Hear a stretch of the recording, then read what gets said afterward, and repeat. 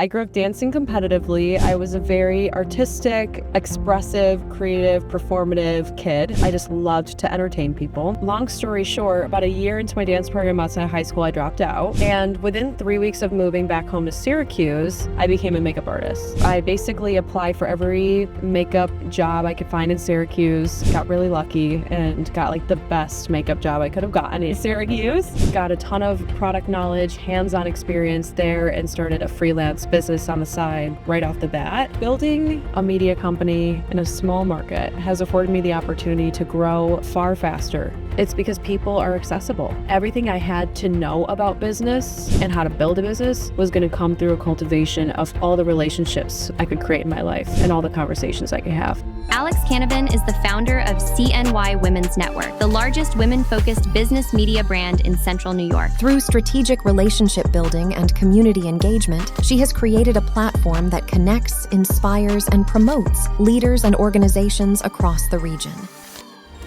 Nobody wants to carry around a tote bag full of brochures all day. They want product or they want experiences. What is your most embarrassing business failure that you can laugh about now?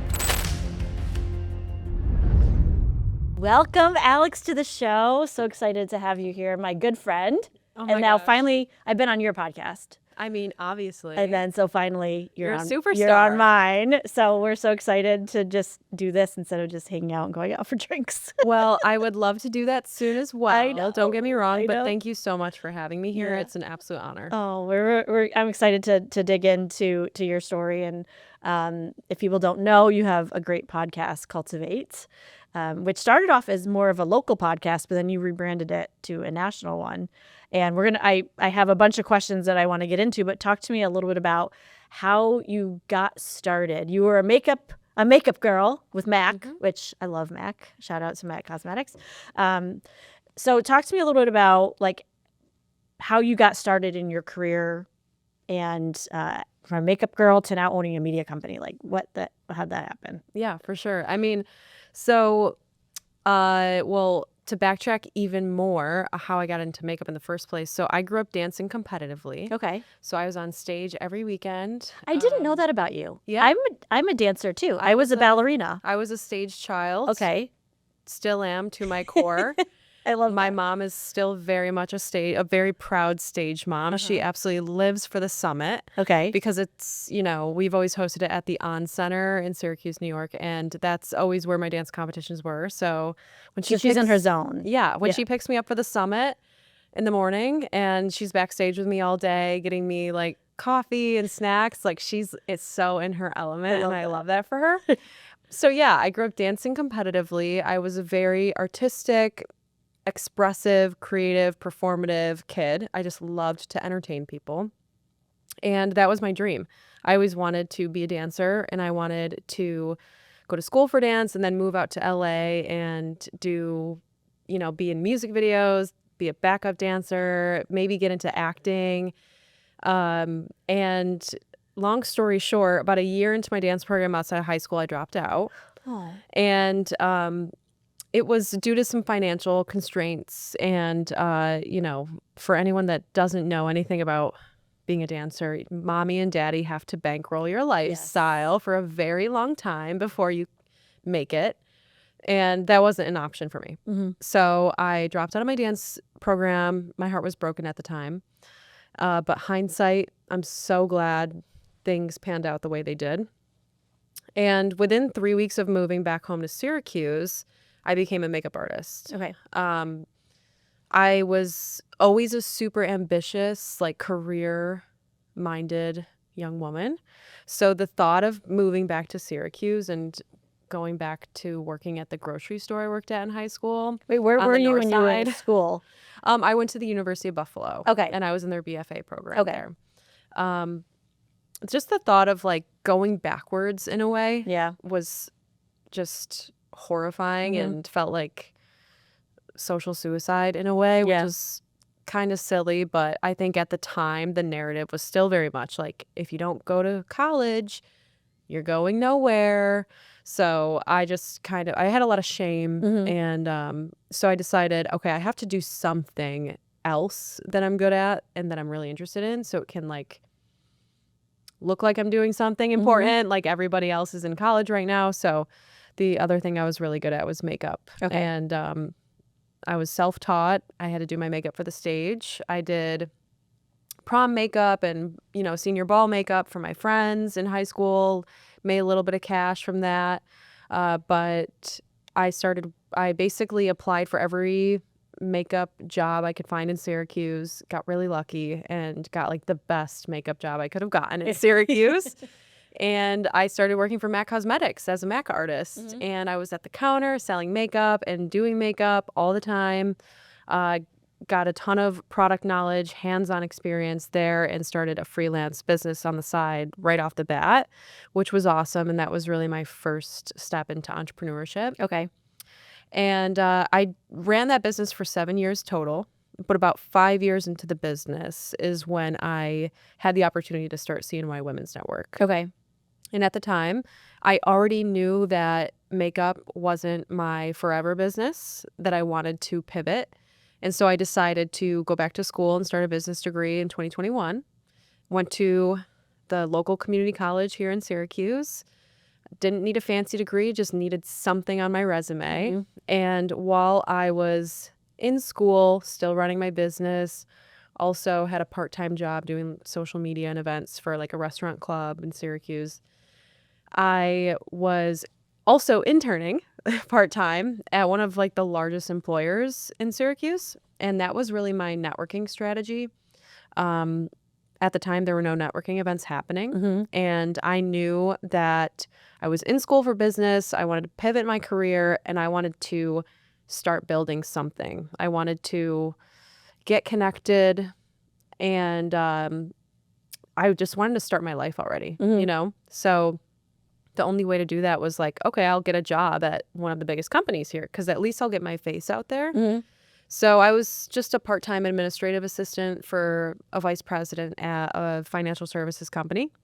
And he comes to me in January in 2022 and he says, Alex, International Women's Day is coming up. Let's do something. Oh.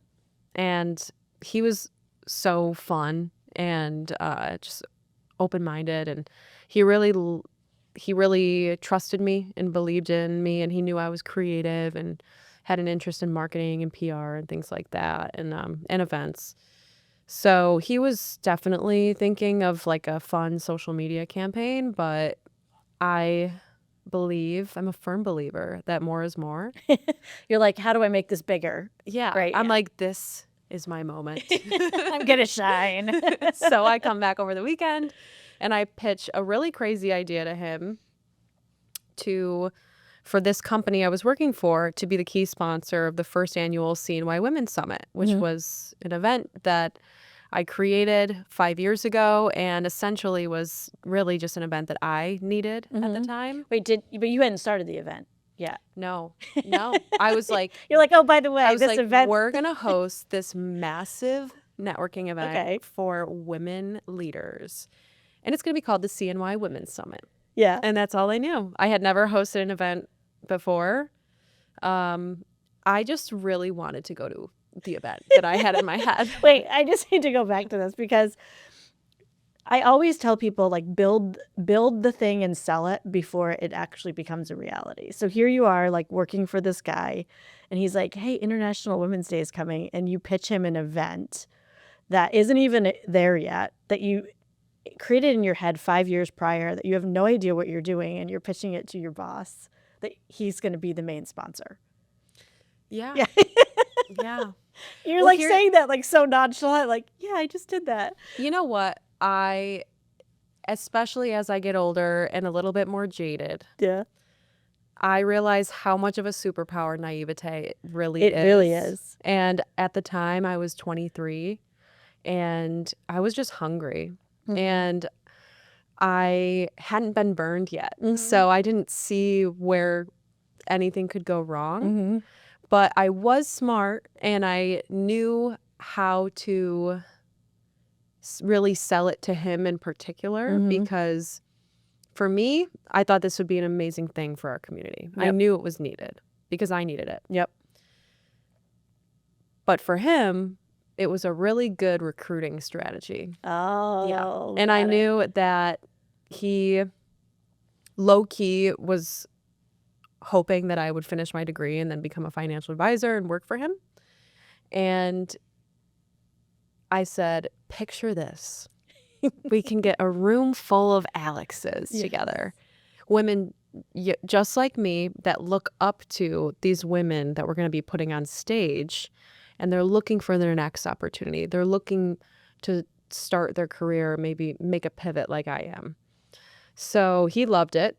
His higher-ups loved it, and they were on board. The power of the pitch. It was off to the races after that. I love that. I love that. Pitching. I love that. Okay, so So the summit came first The summit came first. before the network. Okay. So at 23, you pitched the summit to your boss, and then that's how it became a reality. And, you know, both of us live in a smaller market, right? We're not in LA, we're not in New York City, we're not in like a big market. So talk to me a little bit about, you know, what you know about building visibility in that smaller market, that because I think it's a little bit harder here, or more opportunity. People might say it's harder, but it actually might be more opportunity. What can you teach people about building something in a smaller market that maybe bigger founders might be missing? You know, I think it's been a real blessing to have built what I've built in a market like this. Not to say that it's been easy, though. There's two sides to every coin. And on one side, I think the beginning of it all was great. It was so exciting. I never heard no. People wanted what I was creating. And that really fueled me to keep riding that wave and to continue creating momentum. But on the other side of it, the CNY Women's Network is something that is so modern and so progressive and cutting edge compared to what local media has looked like in Syracuse. And because of that, it's been really difficult to get people on board, especially when it comes to monetization. People don't, people don't see the value in a lot of the things that we're creating.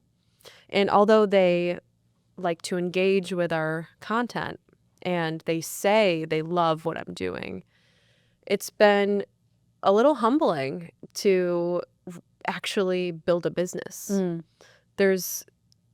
I've had to correct people so many times around the fact that we are not a non-for-profit. This organization is not grant funded. This is a business.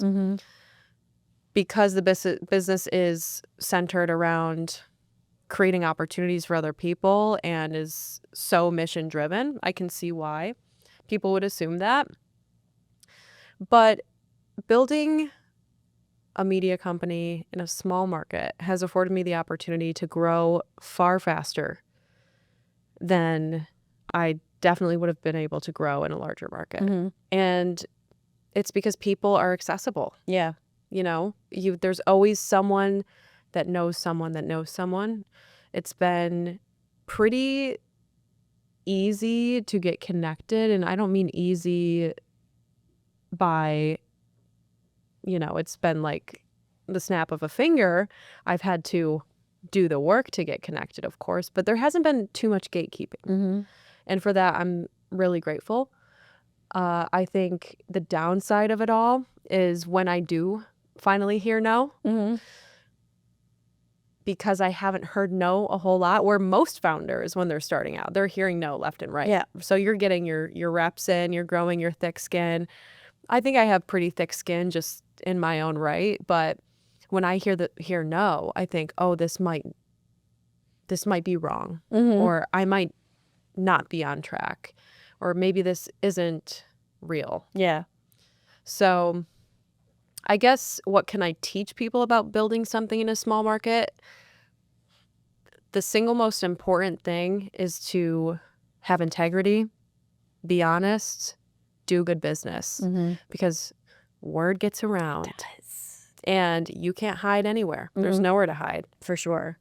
How was it starting a business like so young too? Because it wasn't like you were somebody that, was 40 and had a track record. Like when you went into sales meetings to go meet with sponsors and, did they take you seriously? Or were they like, it was this 23-year-old? Like, did you deal with that? Yeah. I mean, nobody says things like that to your face, Yeah. right? But I think the biggest problem with my lack of experience in my age has been me getting in my own way, honestly. I don't, in terms of being an entrepreneur, I think it's something I was born with. My parents, neither one of them are business owners, entrepreneurs. It's not anything I come from.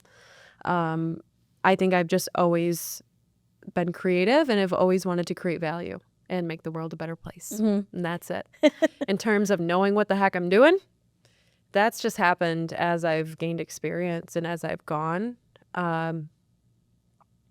But, I've been in vulnerable spaces where I have opened up about my imposter syndrome around my age and lack of experience. And all I've been met with is, Alex, you're doing the thing. Like, you're doing it. Yeah. What are you so worried about? I think, actually,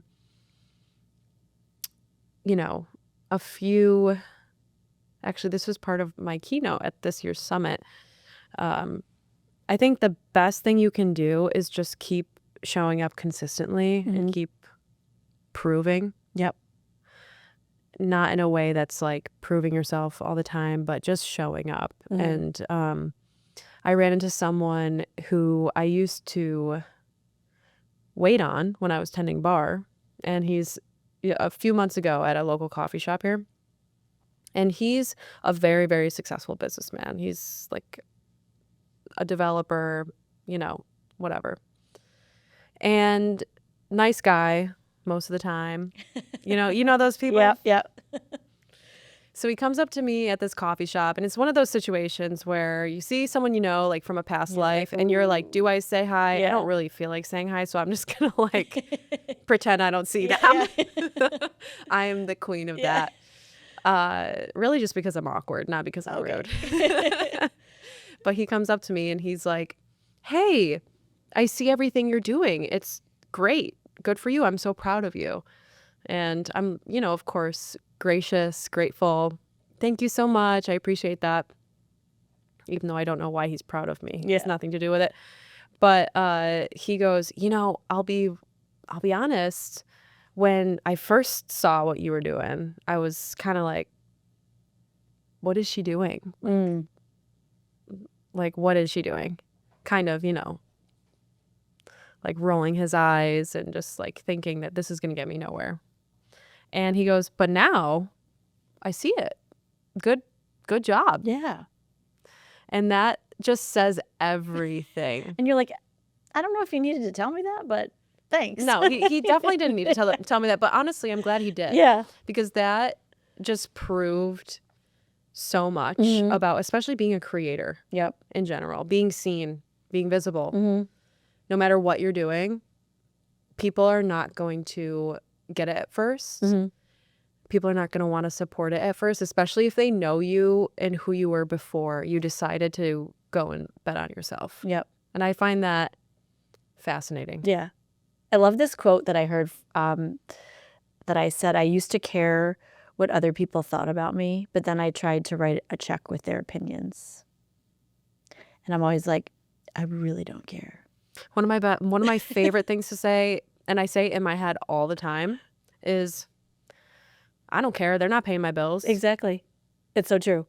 That's right. Like their opinions, they're not. Like I'm the one that has to pay my bills. Exactly. You have to pay your bills. So like, and you have to why pay your would I employer. care? Yeah, we just don't care. And you also have a podcast too, which I've been honored to be on. When did the podcast come? So you start the summit, because I think it's important for people to know. I hear a lot that people want to start events. I mean, I think that events are, to be honest, like I think a lot of people are kind of being anti-internet right now. People want to meet in person, right? They get to know people, go to events. So you start the summit with that one pitch at 23. And then when did the podcast come after that? And why did you decide? Was it a strategy play? Talk to me a little bit about, because you're 115 episodes in right now, around there. Yeah. When did that come into play? Actually, I think we hit like 140 this week or something. Yay! Like that. Amazing. So essentially, after the first summit, it was a huge success. We doubled our attendance goal. I was like, okay, there's something here. I didn't do anything. I didn't start the CNY Women's Network brand until after the second summit in 2023. I was finishing my degree, doing some other things. After the second summit in 2023, we had doubled our numbers again. I was like, okay, like this is not just an event. This is a platform. And if I don't do something with this, someone else will. Yeah, somebody's going to take it. And I mean, I remember standing back and looking at the room at the second summit and there's not many times where I have stepped back and felt really proud of myself, but that was one of those times. And I really felt like this was my calling. So I was like, I'm going to start a freaking brand. I'm going to start a media company, even though I had no background in media, broadcaster, nothing. I just really love entertainment. So I decided that in order to start this brand, I didn't know how it was going to make money. Didn't have a business plan. All I knew is I had to start hosting more events and start a podcast.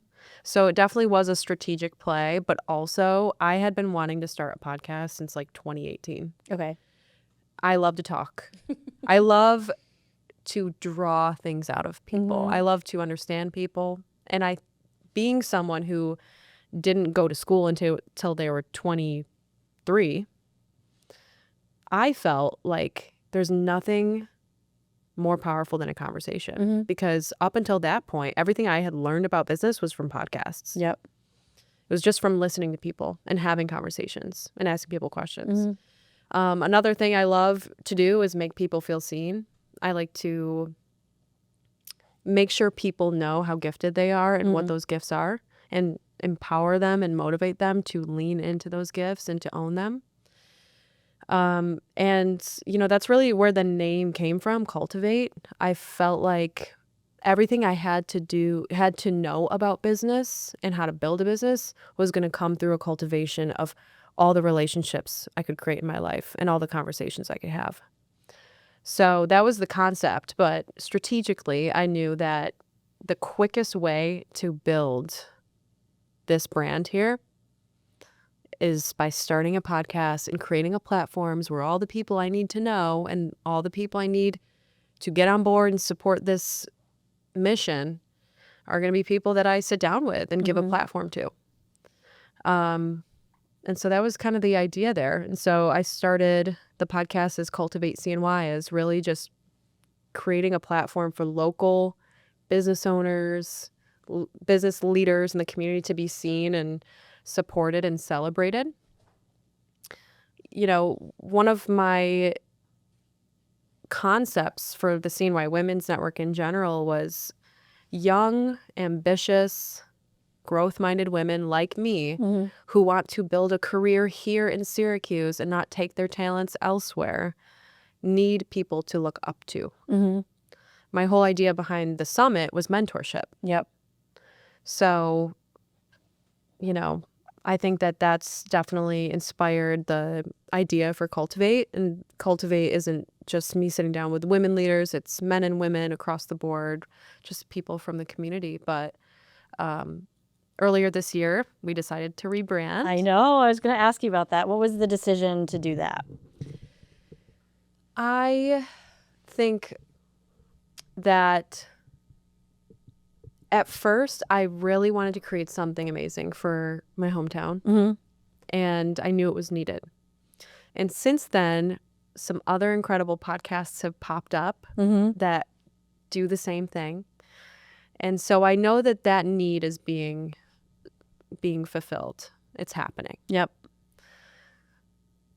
But I think that I've been through a lot of personal things, and I've gone I've had quite a personal journey over the last year, and I've gained a lot of perspective, and I've met a lot of interesting people.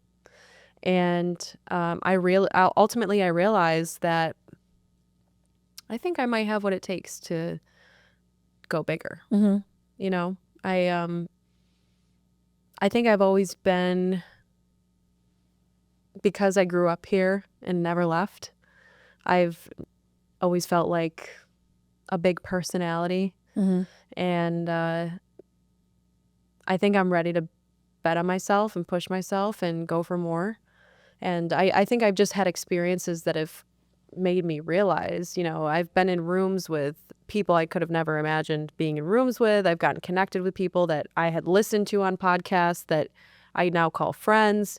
And, that's given me perspective that there's, just because I'm from Syracuse and come from a smaller city doesn't mean I don't have any business trying to do what all these other people I've looked up to are doing. 100%. 100%. And I think, there's so many of us that live here that are proof of that, right? Is that we don't have to play small just because we live in a small town, that we can still go out and be millionaires and do amazing, big, huge things, right? And still live here and still that's be proud the beauty of of 2026. Exactly. Right? That's the beauty of 2026. And I think that I'm so proud of you to see that transformation in you too, because the future for Cultivate is so bright, and for you, it's like so exciting, because I know that must have been hard for you, because you're visible and you're a leader here, and you're having to go through this personal transformation almost personally, but yet also you're kind of rebranding because of that. Talk to me a little bit about that. Like, how you did it so gracefully. You think? I do. I think you did it so gracefully, and that's hard to do.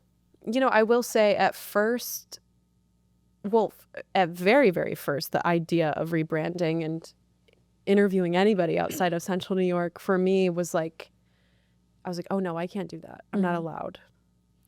Says who? I don't know who told me that. It's your business, right? Exactly. I get it though. I get it. We have these like unwritten rules that we put in front of us that just seem ridiculous when you say them out loud. Yeah, there was a part of me that was afraid that I would upset people, I would disappoint people, that people would no longer support me because of that. Everything that I've done, and the reason why I'm so visible is because I genuinely love people, and I genuinely just want to make the world a better place. Like, that is as simple as I can put it. But I think there was a part of me that was fearing, like, if I go bigger, and if people know I want to go bigger, then I'll be too much, or I'll be too arrogant for people, or people will think I'm too full of myself. Who does she think she is? She's supposed to just be this thing for Syracuse. And nobody told me that. Yeah. I don't know where I got that from. So that's kind of like, I think that held me back for a bit. But yeah, it does bring me a sense of relief to know that there are other podcasts here giving these amazing people in our community that are really creating serious change a platform. Yep. To be seen, supported, celebrated, everything that's needed to grow and to further a mission. Yep. Because you were the first like video only, well produced podcast in Syracuse. I believe so. Yeah. So I think I'll put credit on that. Okay. It might be wrong, but I feel like you definitely. I think I might be, have been. I know, there's been a few other podcasts that existed locally here that had a similar idea. Yeah. But. Yeah. So I love that, and I think you hit the nail on the head when you're talking about that we have to give ourselves the permission to step into that next phase, right? And a lot of times that involves who we surround ourselves with, the rooms that we step into, the people that we allow to speak into our lives, like, you know, the people that are like, oh, you're on the road again? Like, of course I get to. Like, this is beautiful. I'm so excited, you know? Like, those are the people I want in my life, right? The people that fill me up, that are like, go big. You know, you don't have to be stuck here. Oh, yeah. So, you know, you don't have to wait, I think, for anybody's permission, you know, to go out and do the things that you want to do. And if they're offended, that's on them, right? I mean, you know, I have kids, and my kids, I can't tell you how many times they are like, Mom, can you not wear the clicky shoes to my game? Or can you not dress like I'm going to go to a lacrosse game like this? Because it's just how I dress. And they're like, can you dress like the other moms? I'm like, I'm just not. I'm just not an Oswego mom. Like, I no matter what you take me out, I'm just not. Like, I'm sorry. I am who I am, and you are who you are. Yeah. You know, and it's a beautiful thing. And it would be a disservice to the future people that you're in, the lives that you are yet to touch and reach, to pull back from that in any way or shrink yourself in any way. You know, your job is to just keep moving forward and to just stay true to yourself and trust yourself. You know, F the haters. F the haters. That's so true. They're not paying your bills. They're not honey. paying my bills. No, that's so true. And they're not bringing me joy. You know what I mean? Like, it's my life. I always just say it's my life. Now, okay, so what does CNY Women's Network look like now? So you started it at 23. We're 6 years in now. What is it? We're 3 years in. Three Just years? about It's 3 just years. 3? Yeah. From when you started the community. We launched the collective in 2024. Oh my goodness. So it's only been 2 years. I feel like it's been so much longer. It But you, I feels- mean, it how many feels members like do we it have now? Because hasn't- I'm a member. So Yeah. how many members do we have now? We have around 110. Okay. We are right now in a phase of growth. Yep. We're seeing a lot of new members join the community right Yes. now, which is so exciting. Mm-hmm. And I think I've just gained a ton of clarity recently in the business. I feel like, you know, in the beginning of building any business, I think, or a brand in general, it's just, you're just throwing spaghetti at the wall. Yep. See what sticks, see what people want. And I am so, like, just overly ambitious. Yeah. You know what I mean? And I think I spent the first 2 years building this brand in a way that where I honestly think I was just constantly trying to prove myself. And I think it came from this, like, imposter syndrome around my personal lack of education and experience. And, you know, I've never built a media company before. The only other business I've built was my makeup business, and all I had to keep track of was me, myself, my clients, and my makeup kit. I was going to say your brushes. I have never led people before this. Yeah. So it has been a time. The past 3 years, I have grown in ways I would have never imagined, but I am so proud of who I've become. And I truly feel like all along I knew where I was headed and I knew I would become this version of myself. I just didn't think it would happen so quickly. But what does the CNY Women's Network look like right now? So essentially, we are a media and events platform that is dedicated to connecting, empowering, and inspiring women leaders across upstate New York. We are primarily in central New York, although we have just started our efforts for expansion, and our goal is to expand from Buffalo to Albany across the center state belt, maybe tap into the Adirondacks region, southern tier, really create a vibrant, growth-minded, dynamic community full of ambitious women across upstate New York. Because the women in New York City and LA and Miami, they have it. They do. They got it. They do. There's community And there. we don't have a lot of that. I mean, There's opportunities there.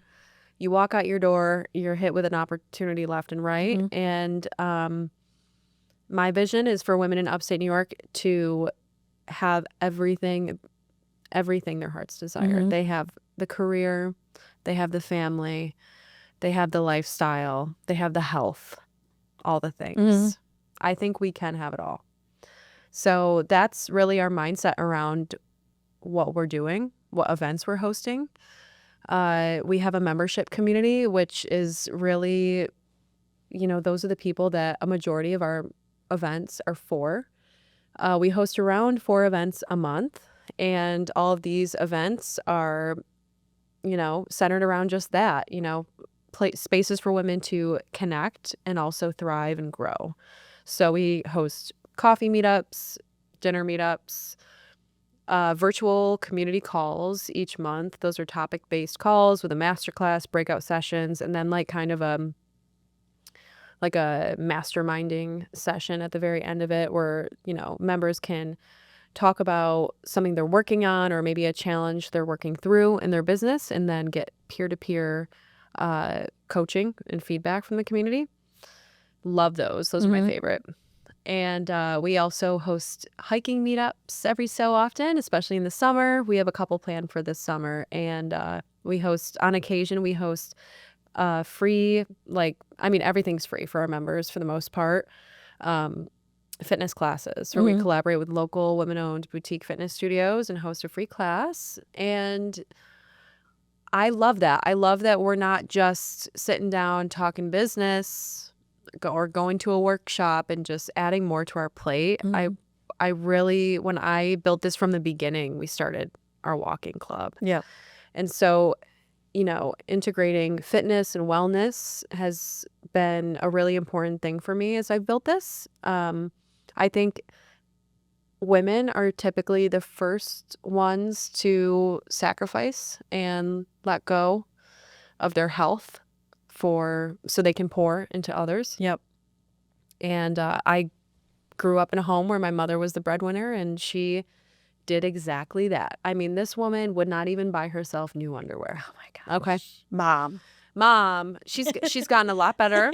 She loves Shamina. Oh, good. And she's started going to breath work. Oh, good. Per my prescription. Oh, good. I prescribed her Shamina and breath work. Oh, good. For her healing. Good. So, yeah, that's, so we host events all the time, but behind the scenes, we also partner with local brands through collaborative media campaigns across our socials, podcasts, newsletter, really whatever. So we can just continue highlighting and promoting local women-owned brands. You're really good at sponsorships.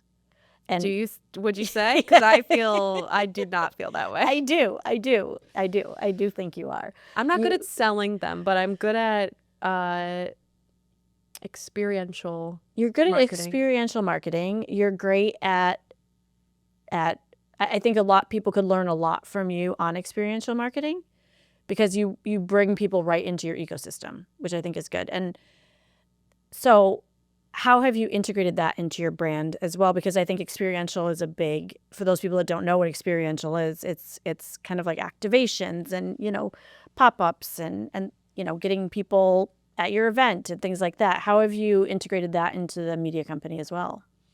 Well, I really think that has been really the center of what we do when it comes to how can we promote your brand? Because we are so events focused and events heavy. There's so many areas where we can, create an experience with another brand for our members or for our audience members. First and foremost, I love creating experiences, but I also love brands and branding and moments. I love being clever. And I think that is what experiential marketing is. It's just a clever product placement somewhere in a way that truly engages and captures the interest of your audience. Yeah. This is what brands are doing everywhere at South by Southwest, at Create and Cultivate, at all of these other huge conferences. This is how brands are getting involved now. They're not just setting up 6-foot vendor tables. No, they don't want passing out brochures. Nope. And that doesn't convert. Honestly. No, it doesn't convert. Nobody wants to carry around a tote bag full of brochures all day. They want product or they want experiences. So, I think that how to approach this is figure out what kind of experiences you want to create at your event. obviously they need to align with the interests of your audience. They need to add value for your audience. And either, if it's a product-based brand, you're going to work out the partnership with that brand directly. However, if it's more of an experience, maybe you find a sponsor that wants to be recognized alongside that experience. It really depends on, I think, the feasibility of execution for brands. But one of my favorite brand activations that we did at this year's summit was the Aqua Spa. Oh my gosh. I was there getting an IV. The Whisper Room 2.0. Yeah. It was amazing. I mean, that was hands down our most loved activation. I'm so glad people used it and they were in there all day. Okay, let's go into a little bit of lightning round, okay? Okay. What is the dumbest thing you've ever spent money on? Business? Yeah. Gosh. Let me think. There's been a lot of wasted money. A lot of losses.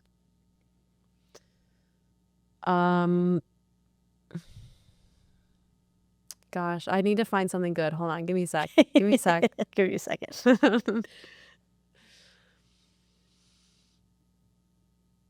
I can't think of anything. We can go to a different question. Okay, I'm sorry. What's your guilty pleasure that would surprise your followers? Well, I have a lot of guilty pleasures. Okay. I mean, I don't know if it would surprise my followers because I feel like I'm very open about my guilty pleasures. I usually post them on my Instagram stories. Yep. I really love a Bloom. Yep. A Bloom energy drink. I had 2 today. Okay. Which is diabolical. I love the cherry fruit riot. Okay. The cherry cola ones. Yep. Those are, I will eat the entire bag. Okay. No self-control there. No self-control. You know what? Love spending money on a workout outfit. Okay. Even though I definitely don't need a new one. Yeah. I will spend money on a ridiculously priced workout outfit because it brings me joy and dopamine. Yes. And you probably work out better in it. Oh, I definitely work out better. 100%. It makes me run faster. Exactly. Makes me It's lift like more when weight. you get new shoes as a kid and it makes you run faster. So Absolutely. you need it. I bought a new pair of running sunglasses last week. I swear my mile got better. Yep. I fully support that. Okay, what is your most embarrassing business failure that you can laugh about now? This is a good one. This is a good one. So, and this wasn't entirely my fault, but I'm just going to take full responsibility for it because I love the person who made this mistake. But I made the mistake. Okay. So it was me. So this was a couple years ago. It was around holiday. One of our members is an incredible illustrator. She creates greeting cards and does textile prints for huge brands. And she kind of lived in the middle of nowhere, upstate New York, though, which is awesome. I mean, upstate New York is just full of talent. I know, I love it is. Yeah. Just people living in random places. So anyways, we decided we want to collaborate and I want her to design a holiday card for me. Right? Okay. So to send to our members. And this is our first year of membership. So I was like, we got to go big for holiday. And we get this beautiful card made. It's literally, which I look at the card now and I'm like, why did I do this? It's literally me. It's a woman with a snatched waist in a basically Santa. Okay. But a brunette woman with her hair flowing behind her with pink reindeer. And it says slay all day. Right? I was like, people are gonna love People are gonna eat this up. They're gonna know it's me. Well, it's a good thing they knew it was me because we forgot to put the logo on it.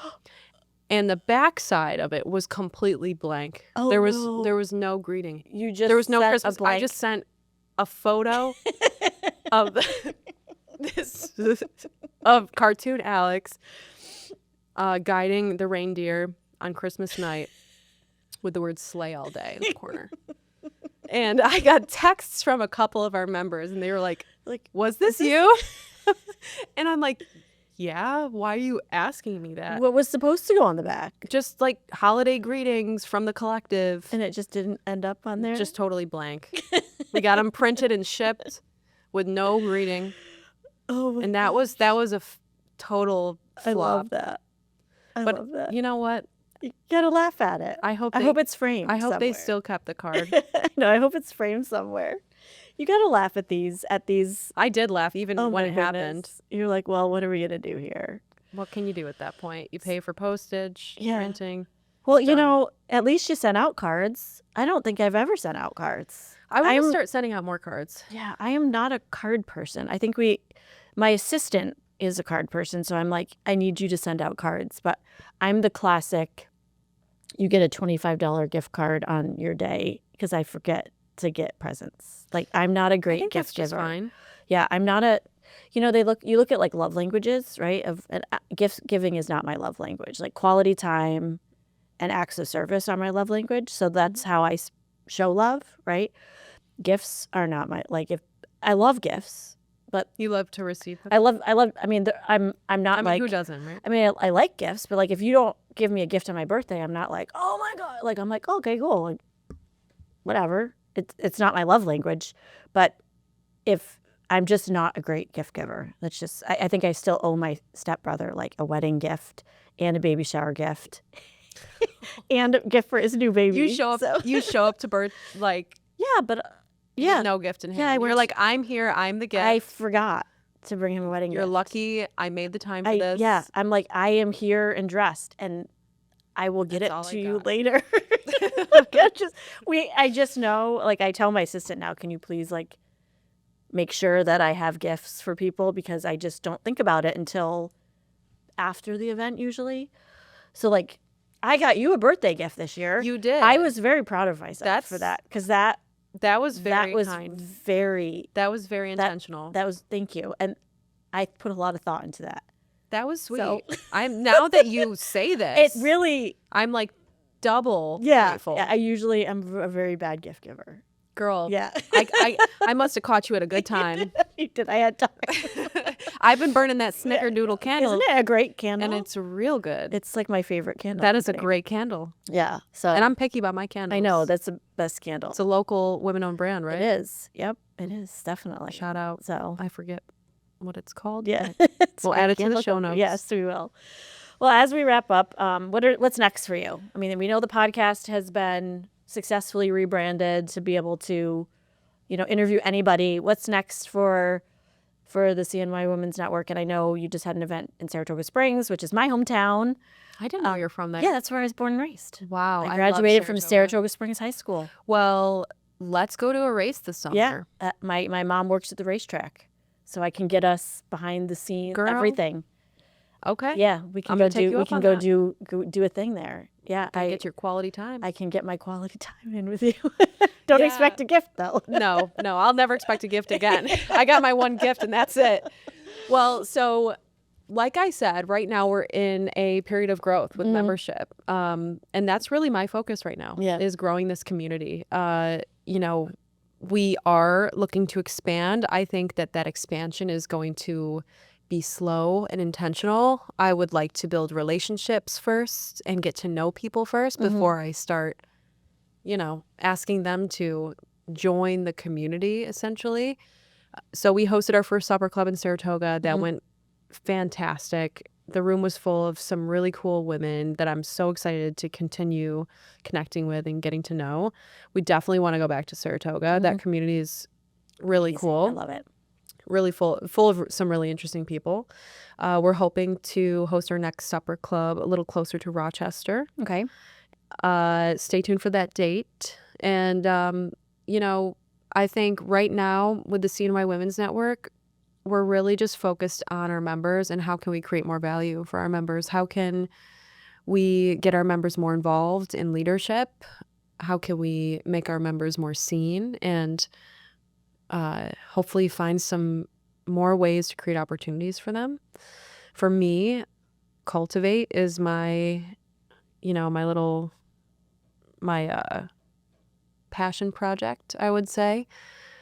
I am going to be interviewing some really awesome people soon, which I'm pumped about. Ooh, okay. What I've learned through this rebrand is that people aren't quite as out of reach as you think they are. Mm-hmm. All you have to do is ask, and you'll be surprised with the kind of people you can connect with. Yep.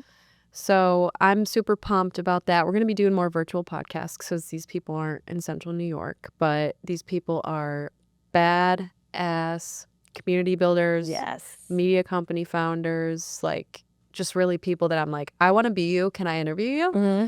So I'm pumped about that. Awesome. And then me personally, who knows what the future holds, honey?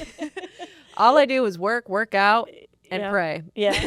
The opportunities are endless. I'm so excited to see what you do. And thanks so much for being on the show today. And I can't wait to see like what all the future is. It's going to be fun. Hey, I'm really lucky to have you in my corner. Oh, thank You have always been someone I look up to and I respect so much. And thank you so much for inviting me, sharing your platform with me. Yeah. Like I said, it's an honor. Yeah. Thank you.